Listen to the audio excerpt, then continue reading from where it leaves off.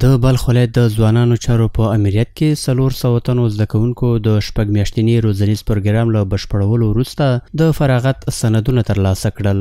د دغه ولایت د اطلاعات او کلتور ریاست د ځوانانو چارو امیر وایي چې د دغه ښوونیزو پروګرامونو په شپږم پړاو کې ګډونوالو د کمپیوټر، انګلیسي، خطاطي او ګرافیک ډیزاین په برخو کې مهارتونه ترلاسه کړل.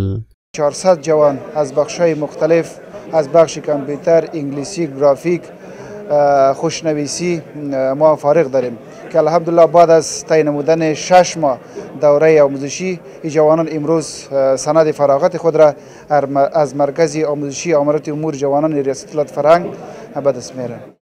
دغه راز د بلخ ولایت د اطلاعات او کلتور رئیس د دغه پروګرامونو په دوام او پراختیا د ټینګار ترڅنګ له ځوانانو غوښتل چې په خپلو هراړخیزه زیارونو سره د هیواد په پرمختګ کې ونډه واخلي. ما جوانان کوشش بکنیم که در بخش تعلیم و تحصیل کشورها را که در این روزها پیشرفت خوب دارم، رمز پیروزیشان تعلیم و تحصیل خوبی است.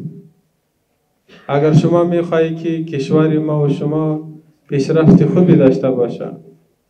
شما تعلیم خود بکنین، متوجه باشین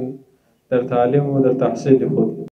له بلې خوا هغه ځوانان چې په دغه مرکز کې روزنه ترلاسه کړې ده وایي چې دا ډول فرصتونه برابرول د هیواد د ځوانانو د ودې او پرمختګ لپاره اغیزمن دي او له نورو ځوانانو څخه یې هم غوښتل څو له رامنځته شوو شرایطو څخه ګټه پورته کړي.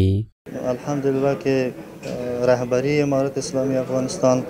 در زمینه بالای ارتقای ظرفیت جوانان خیلی کار کردن و حالا برنامه هایی هستند روی دست دارن که ما شاهدشان هستیم که برنامه 6 ماهی که ما در اینجا اشتراک کردیم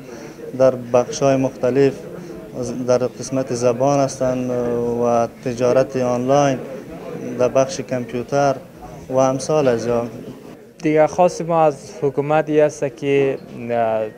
جوانان را فعلا حمایت های خیلی فراوان میکنند و در بخش رشد جوانان، در بخش کسب و کار یا در بخش درآمدزایی هم میخواهیم که بیشتر حمایت هایشان را در بخش هم بکنند. خواستم هم از شاگردا و دیگه جوانا ای است که بیایند در مرکز آموزشی و اندوخته های از این مرکز استفاده بکنند و همچنان همی توانای خود رشد بدن و به طور رایگان میتونند از این مزیت استفاده بکنند. د بلخ ولایت د ځوانانو چارو امریت د شمیرو له مخې تر دې دمه له دغه روزنیز مرکز څخه په شپږو پړاوونو کې څه باندې 15,000 زده کوونکي فارغ شوي دي.